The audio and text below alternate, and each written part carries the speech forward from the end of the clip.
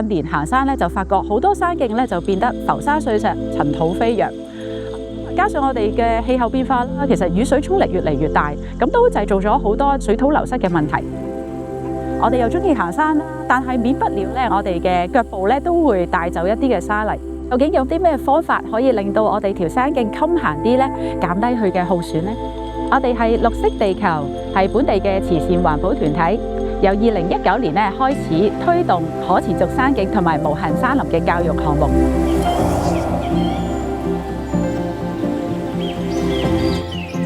正因為見到山徑有唔同耗損，我哋就成立咗自己山徑自己收義工隊，希望透過義工培訓，以行動守護山徑嘅同時，學習同自然和諧共處。義工喺接受培訓之後，會喺政府部門許可下參與山徑護理嘅服務，包括山徑調查、了解山徑嘅問題、討論修復嘅方法、清理山徑排水道，移除入邊嘅堵塞物，確保雨水可以順暢排走；以石欖修復小型嘅沖蝕，同埋堵截捷徑。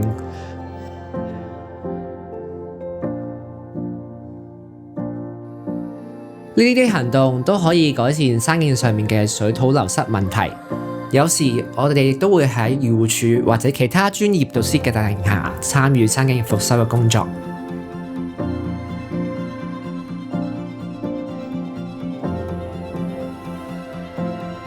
咁呢度有好嚴重嘅沖蝕問題啦，咁我哋頭先沿住個山徑行咧，嗰時又揾咗啲拳頭 size 嘅石，咁就放咗落個石籃裏邊。咁個石籃就係義工朋友去積翻嚟，咁我哋就打翻結，收翻埋個袋，咁就安放喺呢度。希望咧等佢落雨之後咧，就有啲石啊解決或者去減輕呢個沖蝕嘅問題咯。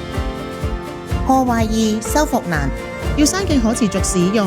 就需要令更加多人認識進入大自然嘅正確方法。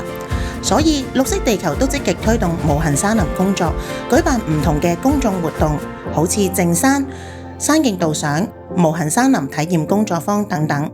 我哋亦都喺活動中推廣綠色盛事、減廢教育，減少垃圾留喺山徑上面嘅機會，提高大家對守護天然山徑嘅意識，實踐行山不留痕。咁喺參加咗呢個義工活動之後呢，我就學識咗行山嘅時候多啲留意山徑嘅狀況，提醒我啲行山嘅朋友唔好擅自開發捷徑，等山徑可以有俾更加多嘅人去享用。希望透過綠惜地球一系列嘅山系工作，大家學識行山不留痕，學習由使用者變成守護者，一齊去保護香港珍貴嘅大自然資源。